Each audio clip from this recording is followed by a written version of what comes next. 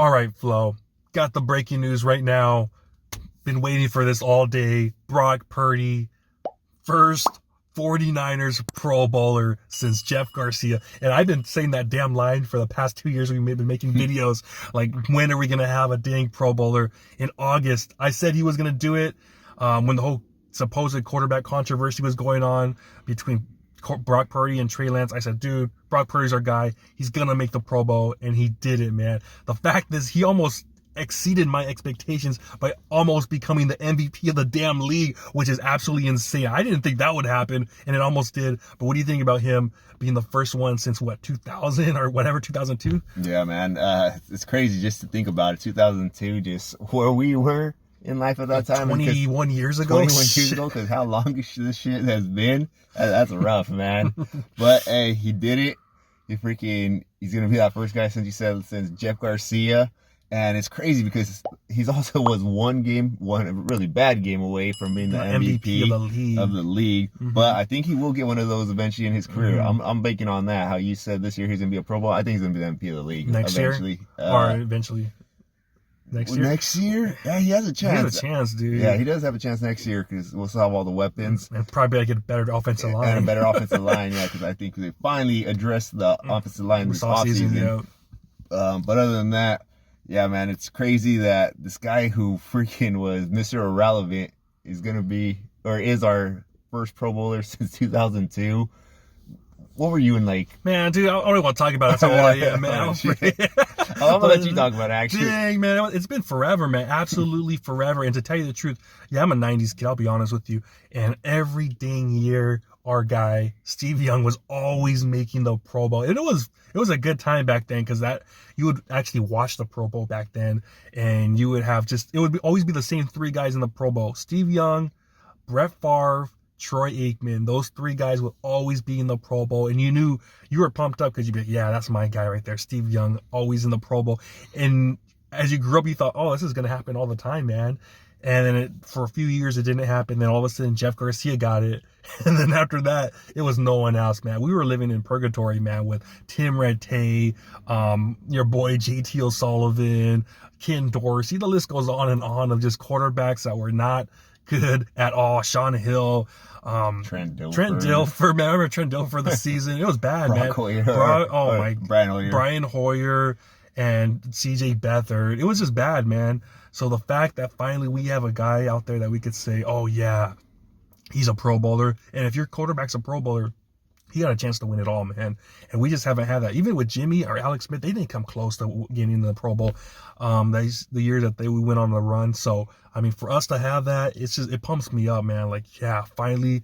And that to me, it's like, this is the best chance we have at actually winning the Super Bowl, from the Harbaugh years to these little reign we've had with Kyle Shanahan, because we have a guy with such high IQ, knows where to throw the ball. He had, in my opinion, one bad game all season long. Even the 3 games that we lost in a row, I don't even think he played that bad. I remember the Vikings game, he had like over 100 quarterback rating before everything happened, the concussion, everything. So I thought he's played a great season all year long. And, like you said, one game away from being the MVP of the league. So I'm pumped, man. I'm pumped, and I think he's going to have multiple Pro Bowls year after year. He's going to keep doing this. And imagine when we have not the 24th ranked offensive line, a line that pretty much, let's be real, man, it could potentially get him killed out there. And he's out there throwing the ball quick. Imagine if he has a little more time, he could take more deep shots.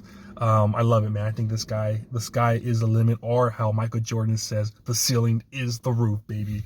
But yeah, what do you think? Yeah, man. It just sucks as we addressed this in the offseason, how much that freaking offensive line was going to hurt us. And pretty much every game that we ended up going down losing is because he just had no time, and he's been just getting killed. It's that Cleveland game and the Bengals. Pretty much, he has to get knocked out of the game for us to lose, and that's actually what's happened every single time, because that offensive line, like you said, is just so dismal. Like, obviously, we still got to roll with them because we still got the playoff push, but man, that Spencer Burford, freaking McKivitz and Brendel, man, it's just like duct tape job. That's what it reminds me of. But hey, he's making it happen just because, like you said, he's able to get that ball out so quick. He knows exactly where the play's going before anyone else does, it seems like. So he just has that sixth sense where he just is able to the anticipation. The anticipation, sixth sense, amazing. is just crazy. And then just smart guy. He just knows what's gonna happen. Even his anticipation in the pocket. He knows when that edge rusher's coming. He knows when to step up. So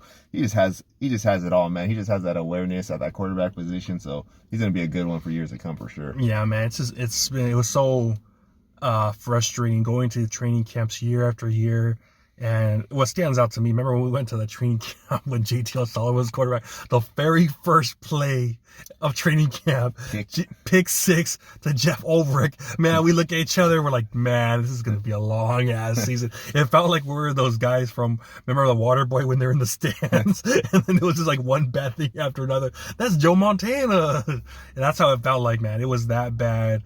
But now finally having a guy, even though I don't think they don't go to Hawaii, they just do like competitions in Vegas or something like that.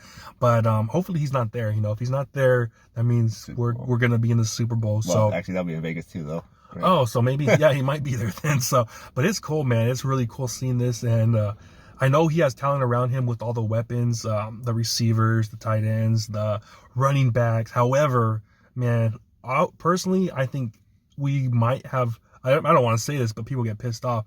But I would rather have Eagles offense just because they have the best offensive line in the game. And Jalen Hurts has forever to throw. But the thing is, Jalen Hurts, he waits for the edge rushers to come across. Then he starts running. It's weird, you know. But imagine if he had time like that in the Philadelphia system. I think he would even have bigger numbers. And he was a 32nd ranked passer as far as attempts. You know, he hardly threw the damn ball, and he's still, right now, he's number 2. He may go down because I don't know this week he's going to be playing that much. And I know Patrick Mahomes and those guys, a few other guys are right below him.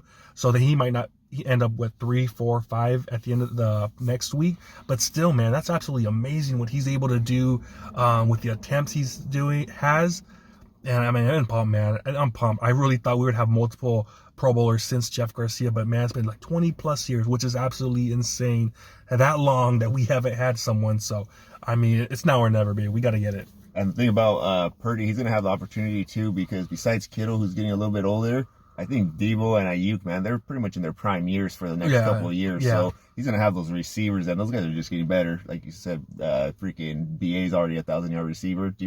Samuel has a chance this week, depending on how much he plays. And Christian has a few years left. I think 3 years. McCaffrey as well. So he's going to have those guys around him to obviously help elevate him. He elevates them, but man, it's gonna be a nice little system for a while if we can address that offensive line. Yeah, I think once that happens, we'll be amazing, even better than what we are, and we might pass the ball a little bit more. Kyle Shanahan, it's smart though. What he's doing is smart. Run the ball, then have set it up, everything up. So I love it, man. This guy, I'm pumped, man. I did not expect him to be this good. Remember, he was 23 when he started the season, so I was not expecting him to have a chance at the MVP. But Pro Bowl, I thought that wasn't in grasp, and he did it, man. So it's probably gonna be him. Well, it's him, and obviously the other dudes, not Jalen, excuse me.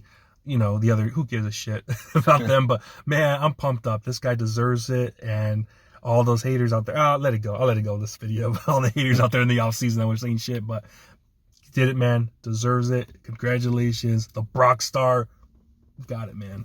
All right. Well, you guys let us know in the comments what you guys think about Brock Purdy being the first Pro Bowler since Jeff Garcia. Like, comment, subscribe. Hit that notification bell. See y'all next time. Peace.